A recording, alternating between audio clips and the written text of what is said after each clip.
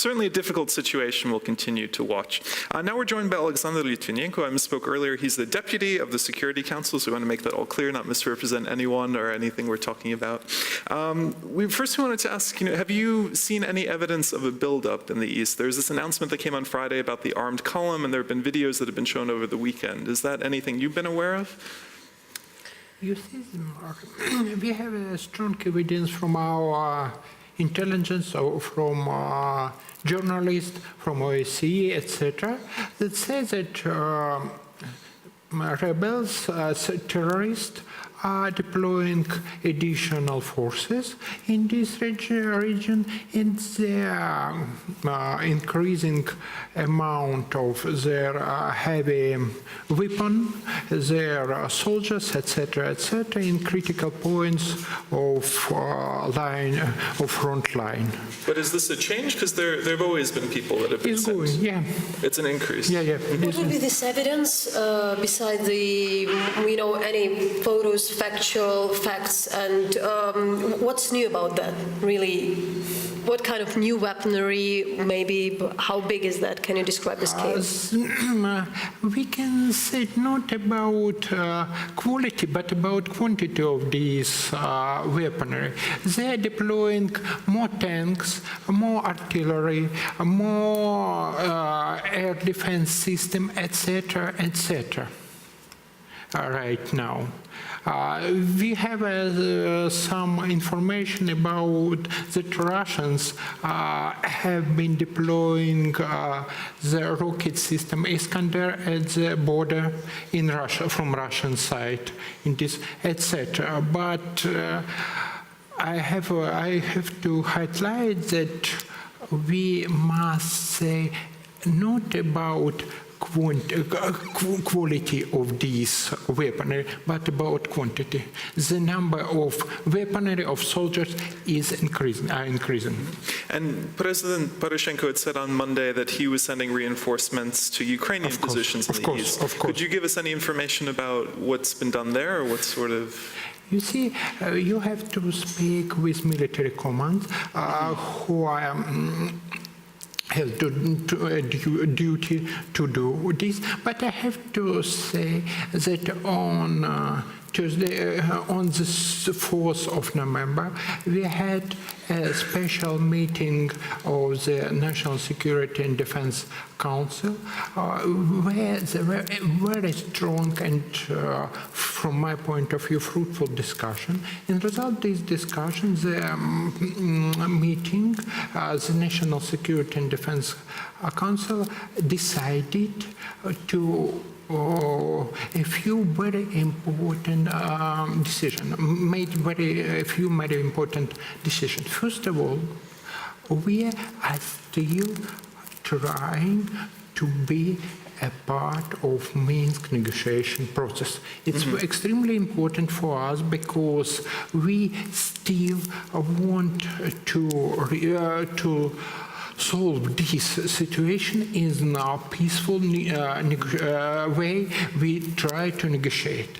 So which part of the Minsk agreement is the most important, are you focusing on? The second, we strongly understand, but we can speak only if we have enough forces, if we have the position which is strong enough for negotiation.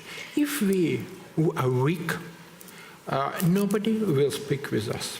With whom are you negotiating in that way, if you talk on a daily basis?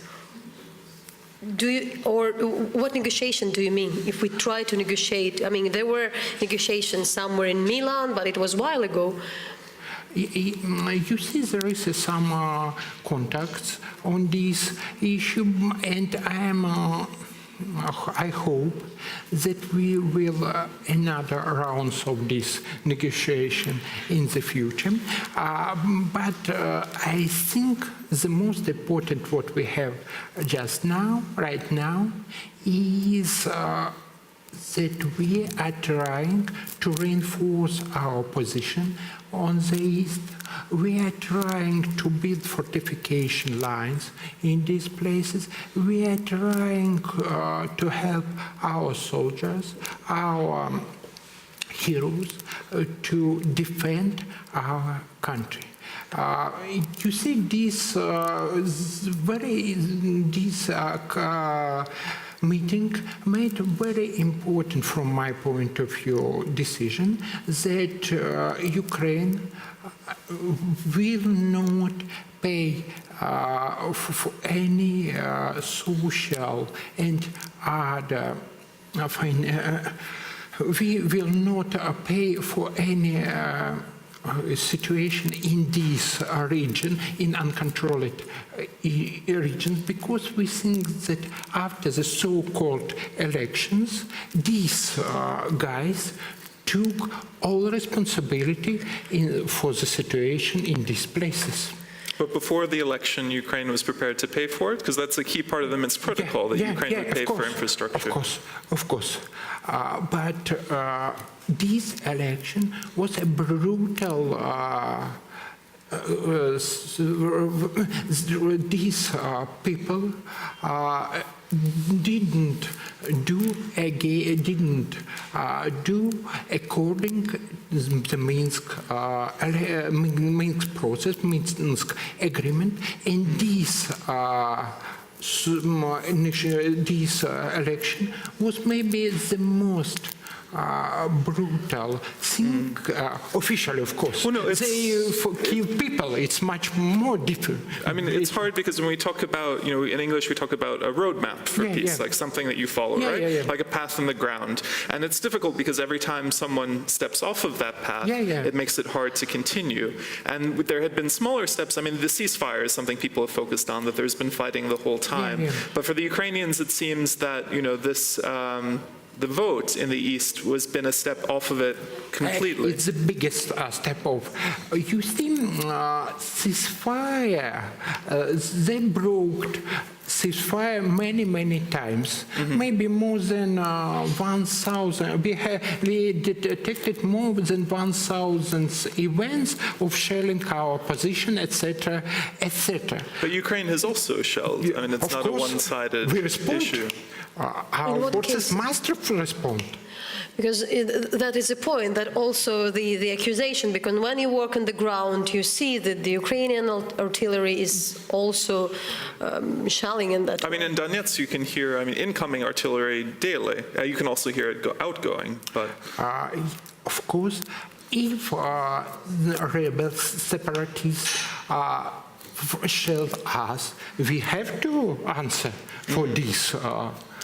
You mentioned that there won't be money paid for the people living on the not controlled by the Ukrainian state areas. So how would will people live? Because there are still many people who just cannot leave the area. So does the Ukrainian state takes away the responsibility from itself not to deliver to Ukrainian citizens? First of all, we try to answer for this extremely difficult question in two ways. First of all, we can say that all people who want to flee from this region can live in Ukraine and take all payments which we have to pay for them. And the second, we will we're going to send humanitarian help to this region, and I hope this help, the amount of this help will be enough for surviving of people. But we can't pay our social responsibilities because we don't have any guarantee that this money will not use for military expenditure of these rebels, of this, etc., etc. But is the Minsk protocols, are they finished? Can they still work in a way? No, we are trying to be in Minsk protocol, but after this broke, or after the election, we have to respond for this. And it's kind of our response. It's one way of our responding, and the second way is the reinforce of our position, as the president said. The last question for me. So do you wait for any, really, like, if to be sure, any major escalation. That's what we see from all the media, that what would be all the opinions written, that there will be this escalation. Are we waiting for that? And what the people on the ground should do? I mean, should they flee their houses? Should they stay? Are we waiting for something big with all these threats to take over Mariupol and the other towns in the area? Unfortunately, never say never. We have to work. We have a very really ugly counterpart who broke all agreements, and we are waiting for all kinds of development of this situation. But I hope that in the short term, we will, I hope, I don't know, but I hope, I do hope that in short term we will not have a full-scale offensive from these guys. Mm-hmm. But it's only... It's hard to say. But I hope.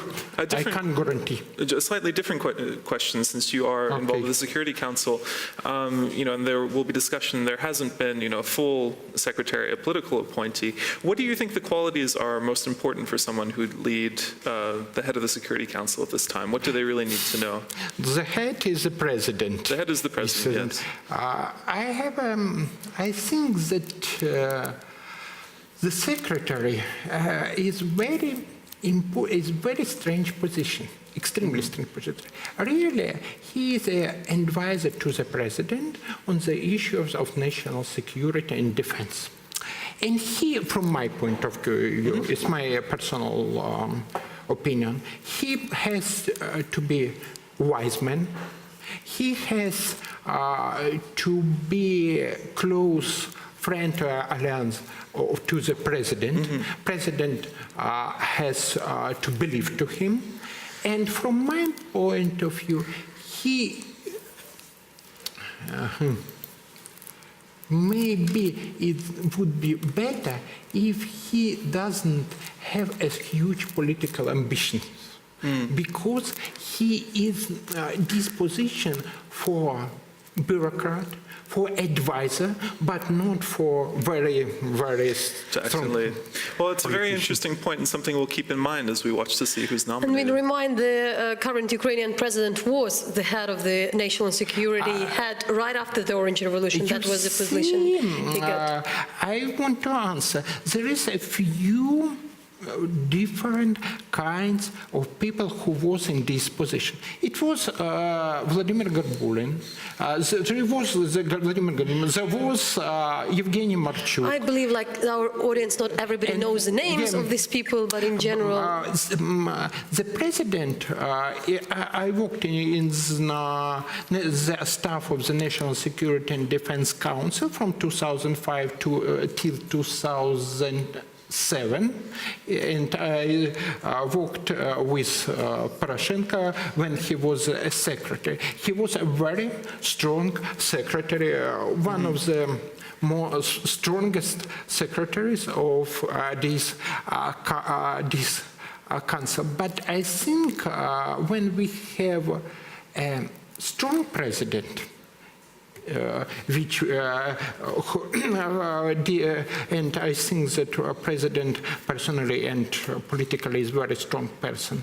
It would be better if the secretary would be more bureaucrat than politician. And in time of war, in wartime, we have to concentrate not on political issue, not on political competition issues, which all normal politicians are concentrated all the time. No, there's a desire for the position to be above politics, and with so many strong political leaders, it's different. Unfortunately, I think we're going to have to move to the next section, but thank you so much for joining us.